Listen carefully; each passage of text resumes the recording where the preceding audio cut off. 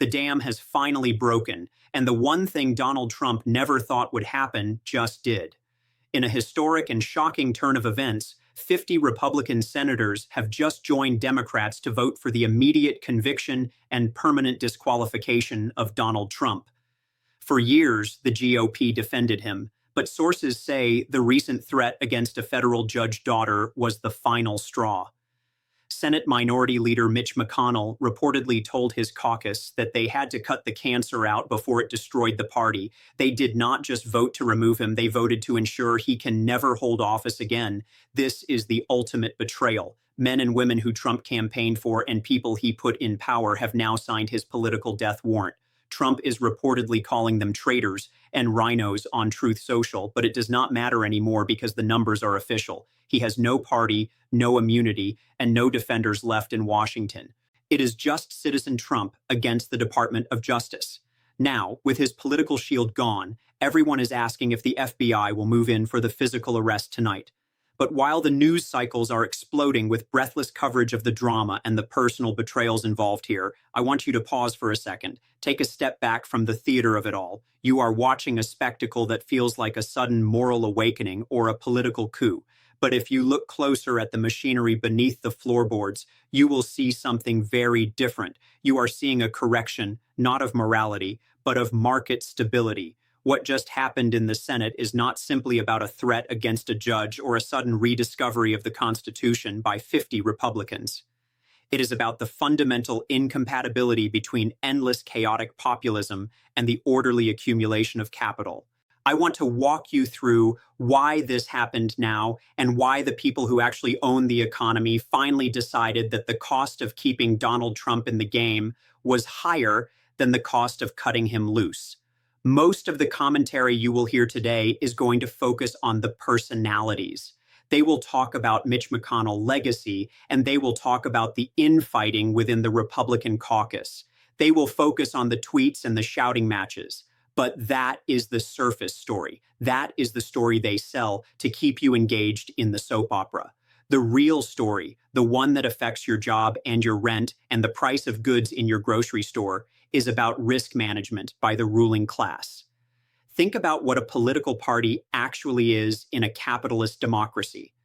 We are taught in school that it is a collection of voters with shared values, but in practice, a major political party is a clearinghouse for interests. It is a mechanism designed to deliver legislative and regulatory outcomes that favor specific coalitions of donors and industries. For a long time, Donald Trump was a very useful asset for those coalitions. He delivered tax cuts. He delivered deregulation. He appointed judges who favored corporate power. He was an incredibly snorts-effective battering ram for the goals of private capital. But every asset has a depreciation curve, and every asset carries a maintenance cost. What we witness today with this vote is the moment where the liability on the balance sheet finally exceeded the asset value. The 50 Republicans who walked onto that floor and voted to convict did not do so in a vacuum. They did so because the signals from the donor class and the institutional backers of the party shifted from caution to red alert. When you look at the timeline leading up to this vote, you see the escalation. The threat against a federal judge's daughter was the catalyzing event or the spark, but the fuel had been piling up for months. You have to understand that the judicial system in this country is the bedrock of property rights. It is the enforcement arm of contracts. If you have a political movement that begins to physically threaten the safety of the judiciary, you are not just threatening a few people in robes. You are threatening the stability of the legal order that allows capitalism to function. Business loves deregulation, but business hates chaos. If a judge cannot rule on a contract dispute or a merger or a bankruptcy because they are afraid of a mob that is a systemic risk, it introduces a level of uncertainty that investors cannot price in. And if there is one thing the market punishes more than anything else, it is unprickable uncertainty. So when you see Mitch McConnell stepping forward to cut the cancer out, as he put it, you need to hear the voice of the Chamber of Commerce and the Business Roundtable and the major institutional investors speaking through him. This is why I always tell you to follow the incentives rather than the rhetoric. If this were purely about principles, these same senators would have voted to convict years ago during the previous impeachments. The facts of Trump behavior have not changed significantly in their nature, only in their intensity. What changed was the calculation of utility. The system that we live under is remarkably resilient at absorbing shocks, but it has a breaking point. We are going to look at how that breaking point was reached and what it means for the future of the American right and for the stability of the country. This is not just about one man losing power. It is about the system attempting to inoculate itself against a virus that it essentially created in a lab. You have to remember that the forces that built Trump, the economic despair and the hollowed out industrial base and the anger at elites, those forces are still there. Removing the figurehead does not fix the foundation. And that is where the danger lies for the establishment that just celebrated this victory. You might be sitting there thinking, well, this is good news, regardless of the reason. And on one level, sure, seeing accountability for threats against public officials is a positive thing for the basic functioning of society. But you have to ask yourself what comes next. When you evict the leader of a populist movement from the halls of power, you do not evict the movement itself. You create a martyr. And from an economic perspective, you create a highly volatile class of people who feel completely disenfranchised by the system. The senators voting today are banking on the idea that they can go back to business as usual. They think they can return to the pre-Trump era of tax cuts and austerity without the mean tweets and the insurrections. But I think they are miscalculating the structural damage that has already been done to the economy and the social contract. You cannot just put the genie back in the bottle when the bottle has been smashed on the floor.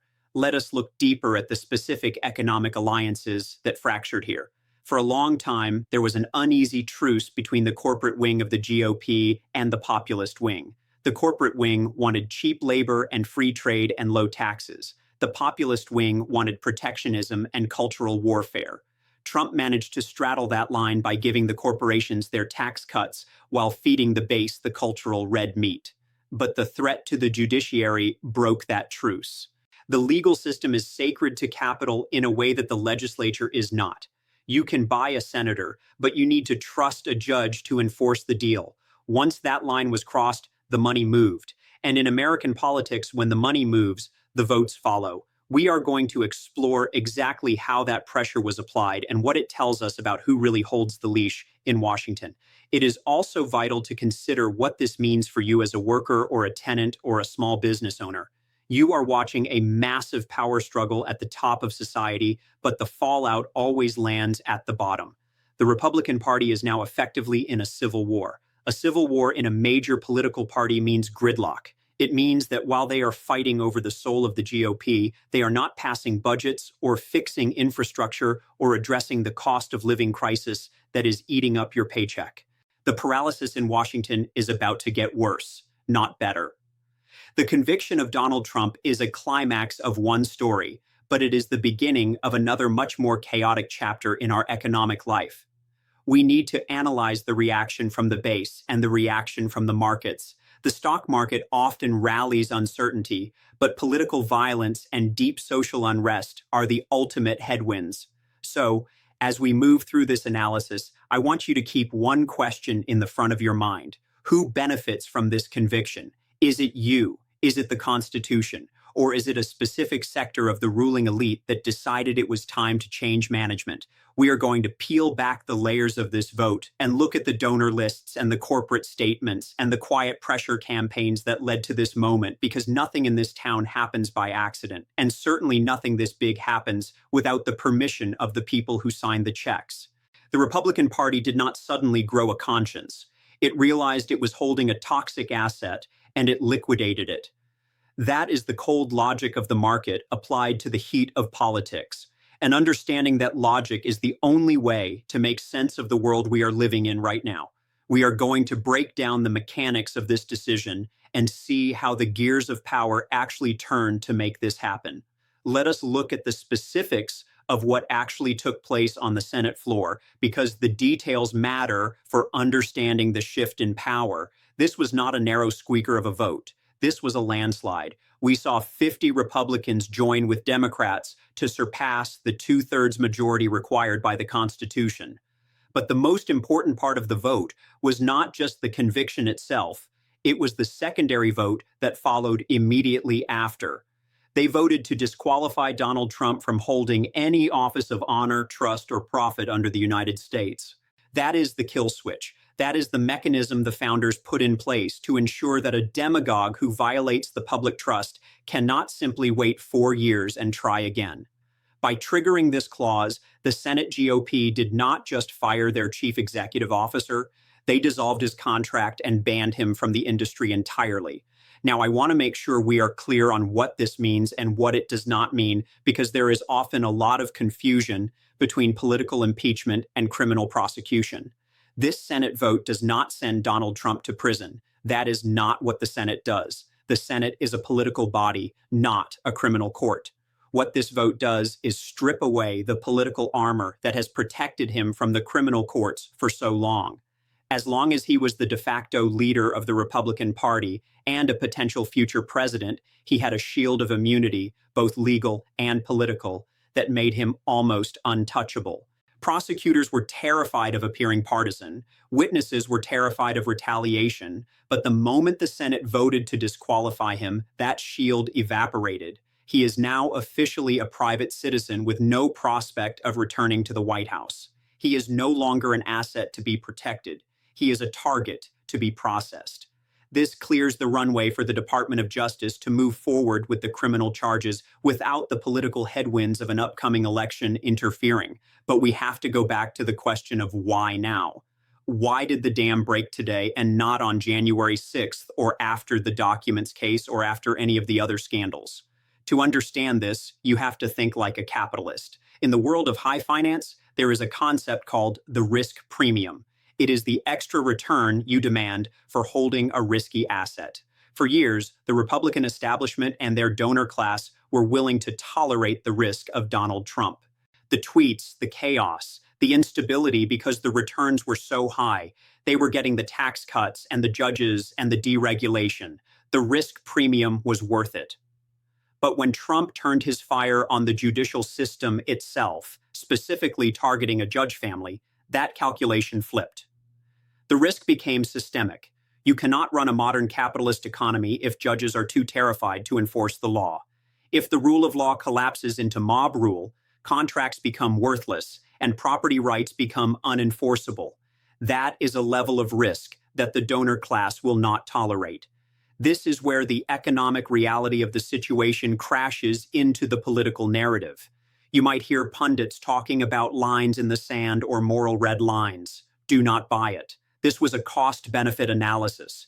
The business wing of the GOP realized that a party war against the judiciary is bad for business. It destabilizes the investment climate.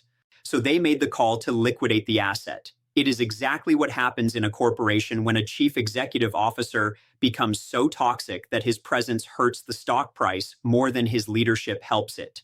The board meets quietly, they count the votes, and they push him out. That is what you just watched. It was not a trial by jury. It was a boardroom coup. And I want you to think about what this says about the justice system that you and I live in versus the one they live in. If you or I or any ordinary worker had gone on social media and threatened a federal judge or their family, we would not have been debated in the Senate. We would have been in handcuffs within the hour. We would have lost our jobs, our homes, and our freedom immediately. There would be no calculation of our asset value. There would be no hand-wringing about alienating our base. We would simply be crushed by the machinery of the state.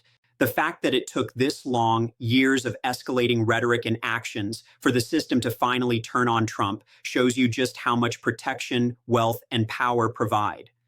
He was protected not because he was innocent, but because he was useful. And he was only discarded when he stopped being useful and started being dangerous to the people who really run things. This brings us to the background and the buildup that the mainstream news often glosses over. We did not get here overnight. This was a slow accumulation of structural stress. For decades, the Republican Party has been building a coalition that marries corporate interests with populist anger. It was always a fragile marriage. The corporate side wanted low taxes and global trade. The populist side wanted culture wars and protectionism. Trump was the first politician to fully exploit that crack. He took the populist anger and turned it into a weapon that he could point at anyone, even the party leadership itself. For a long time, the establishment thought they could ride the tiger. They thought they could use his voters to get their policies passed. But the problem with riding a tiger is that eventually it gets hungry. The buildup to this vote was the realization by McConnell and the donors that the tiger was about to eat them too. Connect this to your own life for a moment. Think about the instability we have all felt in the economy over the last few years. The supply chain shocks, the inflation, the uncertainty, a lot of that is driven by global factors. Sure, but a significant part of it is driven by domestic political instability. When you have a major political party that is at war with reality, that creates economic drag. Businesses hold back on hiring because they do not know what is going to happen next. Investors hold back capital that trickles down to your wages and your job security. The chaos in Washington is not just television drama, it is a tax on your future. The senators who voted to convict today are hoping that by removing Trump, they can remove that uncertainty tax. They want to get back to a boring, predictable politics where they can pass their tax cuts in peace without worrying about an insurrection or a constitutional crisis. But here is the catch. You cannot solve a structural problem with a personnel change. They removed the man, but they did not remove the conditions that created him. The economic despair that drives people to support a wrecking ball like Trump is still there. The inequality is still there. The hollowed out towns and the failing infrastructure are still there. By removing Trump without addressing the root causes of the anger, the establishment is essentially putting a lid on a boiling pot. It might stop the steam for a moment, but the pressure is still building, and that is what makes this moment so dangerous. They have cut off the head of the movement, but the body is still thrashing around and it is angry. We need to look at the mechanics of how this vote actually came together because it reveals the hidden wiring of power in DC. It was not just speeches on the floor, it was phone calls from major donors. It was threats to cut off campaign funding. It was the quiet leverage that the Chamber of Commerce and the super PACs hold over these senators. A senator might fear a primary challenge from the base, but they fear losing their funding even more. Without money, you cannot run ads, and without ads, you cannot win. When the money said vote to convict, the senators listened. It is a stark reminder that in our system, $1 often speaks louder than one vote. We are going to explore exactly who made those calls and what deals were cut in the back rooms to get to 50 votes. Because while they tell you this was a vote of conscience, it looks a lot more like a vote of transaction. The deal was simple. Sacrifice Trump to save the party viability and its funding streams. As we move forward, keep in mind that this is not the end of the story. It is the end of the Trump era, perhaps, but it is the beginning of the vacuum era. Power hates a vacuum. With Trump gone, there is a massive hole in the center of the Republican Party. Who fills it? And more importantly, what happens to the millions of people who identified with him? They are not going to just go home and start watching PBS. They are going to be looking for a new vehicle for their anger. And the next one might be smarter, more disciplined, and even more dangerous to the economic stability of the country than Trump ever was. That is the gamble the establishment just took. They traded a known chaos for an unknown future. And you and I are going to be the ones living through the fallout. Let us dig into the mechanics of how a vote like this is actually engineered, because you do not get 50 senators to cross the aisle by asking nicely. You do it by applying leverage. In Washington, leverage comes in two forms, money and fear. For the last 8 years, Donald Trump held the monopoly on fear. If you crossed him, he would tweet about you, he would primary you, and he would end your career. But in the weeks leading up to this vote, the monopoly on fear shifted. The call that went out to these senators from the Senate Leadership Fund and the major super PACs was not a suggestion. It was an ultimatum. The message was clear. If you vote to acquit, the money stops, not just for you, but for the entire party infrastructure in your state. We are talking about the complete freezing of the war chests that pay for the ads, the polling, and the consultants. The donor class essentially organized a capital strike against their own party frontrunner. They realized that the cost of a primary challenge from the MAGA base was less terrifying than the cost of losing the general election funding that keeps the entire machine greased. This is where the role of Mitch McConnell becomes the central piece of the puzzle. McConnell is not a man who acts on impulse. He is a man who counts. He does not move until he knows the math works. For years, he was the one holding the line protecting Trump because he needed the base. But McConnell is also the ultimate creature of the establishment. He understands that a party that is permanently at war with the judicial branch is a party that cannot govern and, more importantly, cannot protect the interests of the corporate sector. Sources suggest that McConnell spent the last week doing what he does best, providing cover. He likely told his caucus that they could vote their conscience, which is Washington code, for "I will not punish you for this." By signaling that leadership would not retaliate against defectors, he broke the psychological hold that Trump had over the caucus. He gave them a permission structure. He effectively told them that the ship was sinking and it was okay to get on the lifeboats. But we have to look at who was rowing those lifeboats. It was not just the moderate senators from swing states. If it were just them, you would have had 5 or 6 votes. Maybe to get to 50, you need the rank and file. You need the senators from deep red states who supposedly have nothing to gain by alienating Trump voters. Why did they flip? Because the pressure from the local business elites in their home states became unbearable. We often think of politics as national, but the real pressure is local. It is the local chamber of commerce, the regional bank presidents, the real estate developers, the people who actually fund the local country clubs and the state parties. These people are pragmatic. They want infrastructure deals. They want farm bills. They want stability. They were tired of the circus. When the local car dealership owner who donates 50 grand a cycle calls a senator and says enough, that senator listens. This was a revolt of the petty bourgeoisie as much as it was a move by Wall Street. The local elites realized that the populism that once served them was now threatening the stability of their own communities. And let us be honest about the timing. This vote happened right as the economic cycle is turning. We are facing high interest rates and a fragile housing market. The last thing the economy needs is a constitutional crisis over the presidency. The financial sector, which is the true constituency of the Senate, made it clear that they priced in a Trump conviction, and they were fine with it. In fact, the markets likely rallied on the news because it removed a variable. The market hates a wild card, and Trump is the ultimate wild card. By removing him from the board, the Senate GOP essentially signaled to the markets that they are ready to be a serious governing party again. They are signaling that the era of governance by tweet is over, and the era of governance by committee is back.